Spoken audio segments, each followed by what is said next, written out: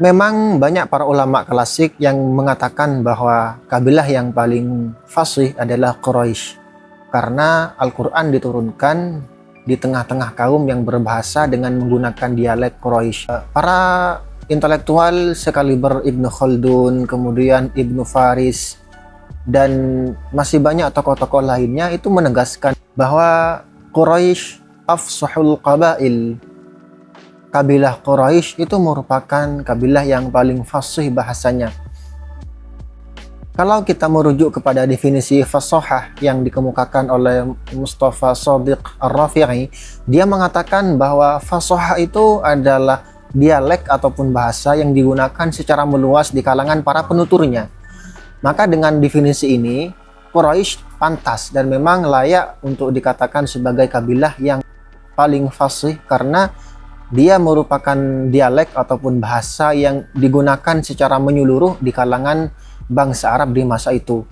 Bisa kita bayangkan orang seperti Imrul Qais yang dikenal sebagai penghulu penyair mu'allaqat itu orang Yaman, tapi dia menggunakan dialek Quraisy ketika menggubah puisi-puisi mu'allaqatnya. Hal itu cukup membuktikan bahwa Quraisy secara sosial, secara kebudayaan memiliki posisi yang sangat sentral di masa itu.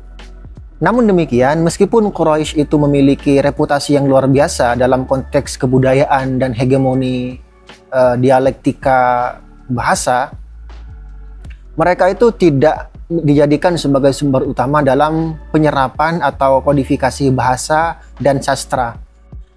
Jadi orang-orang seperti Al-Kisai, Al-Khalil bin Ahmad Al-Farahidi, atau siapa lagi ya, Hamad Ar-Rawiyah, terus juga Khalaf Al-Ahmar, itu ketika menyerap bahasa, gramatika, dan dialek-dialek yang kemudian dikodifikasi tidak kepada kabilah Quraisy, tetapi kepada kabilah-kabilah di pinggiran yang jauh dari metropol Mekah. Mekah itu kan meskipun dominan bangsa ataupun kabilah Quraisy, tapi dia secara geografi itu lebih pas dikatakan kota metropolis karena tempat berkumpulnya orang-orang dari berbagai negeri ketika musim haji, ketika perhelatan festival sastra seperti di pasar Uqab, pasar Dzil Majinnah, Dzil Majas, dan masih banyak lainnya. Sehingga tidaklah mengherankan ketika sosok Abu Ubaidah itu mengatakan bahwa justru yang paling fasih di antara kabilah Arab itu adalah Bani Sa'ad. Dan kalau kita analisis dalam konteks sejarah atau sirah Nabi, kita menemukan bahwa dalam proses tumbuh kembangnya seorang Nabi Muhammad, dia itu tidak tumbuh di Makkah, di mana beliau itu diasuh oleh perempuan mulia bernama Halimah As-Sa'diyah. Halimah As-Sa'diyah itu dari Bani Sa'ad bin Bakar, yang merupakan salah satu kabilah terpencil yang sangat steril secara budaya dan masih menggunakan bahasa yang tidak tercampur dengan pengaruh kebudayaan luar yang cenderung merusak.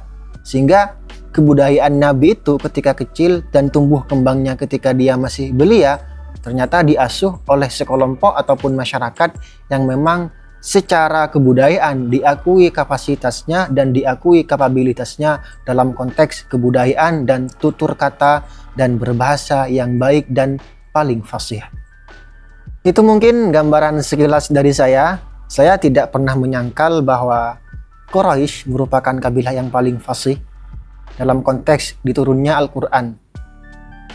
Dan Nabi pun adalah seorang Quraisy. Tetapi dalam konteks penyerapan kodifikasi, tata bahasa, gramatika, Quraisy dalam konteks ini masih kalah dengan kabilah-kabilah lain. Setidaknya inilah fakta-fakta sejarah yang sejauh ini saya temukan. Tentu saja saya mungkin salah.